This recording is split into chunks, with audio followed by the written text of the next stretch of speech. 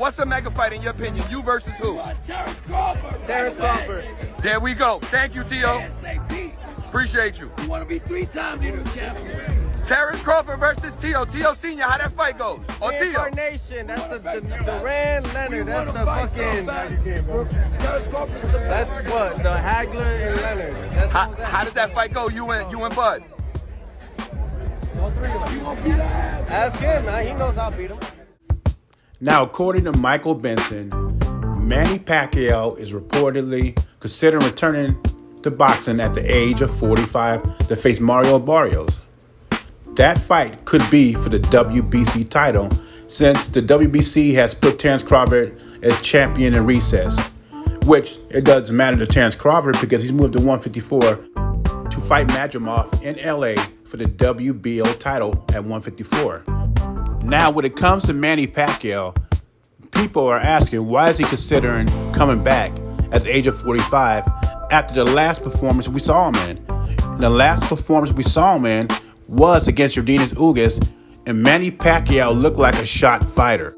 And the only reason I think Manny Pacquiao and Mayweather, fighters like that keep doing these little exhibition fights or making these comebacks, I think Manny Pacquiao is hurting for money. And people will say, well, Manny Pacquiao made a lot of money in boxing, which he has. But he also paid a lot of taxes, a lot of debts, a lot of lawsuits. That stuff adds up. That's the only reason Manny Pacquiao will come back to boxing. He has done everything in the sport except undisputed. He has won a title in 8 different weight divisions. Me, myself, I just wish Manny Pacquiao would stay retired. We're not going to see the same prime Manny Pacquiao. I don't care how good he looks in these training videos. It is still not going to erase the memory out of my head how he looked against Yordenis Ugas. This comeback is motivated by money, not the love of the game that Manny Pacquiao claims. Or should I say, the need of money. Because apparently, Manny Pacquiao is running out of money. How does that fight go? You and Bud. Ask him, man. He knows I'll beat him.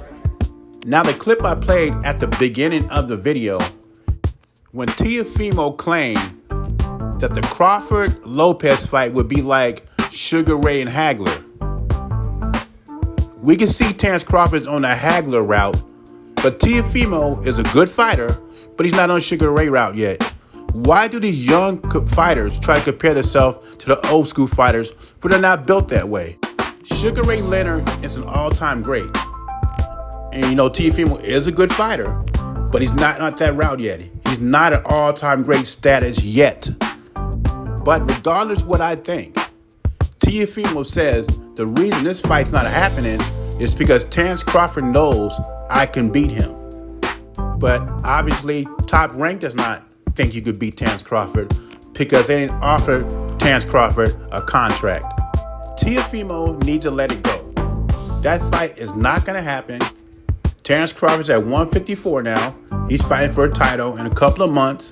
And you're not going to go to 154. The last whispers we heard out of Teofimo's mouth is, I want to fight Terence Crawford at a catch weight.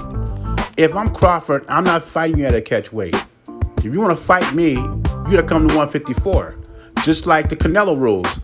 When Crawford was talking about catch weight, I said no. If you want to fight Canelo, you fight him at 168. If you're going to beat the man, you beat the man at the weight he's comfortable at, not where you're comfortable at. And we all know Bob Arum was not willing to give Crawford a contract to fight Teofimo. And we also know that Teofimo was not willing to come to 154 and beat the man.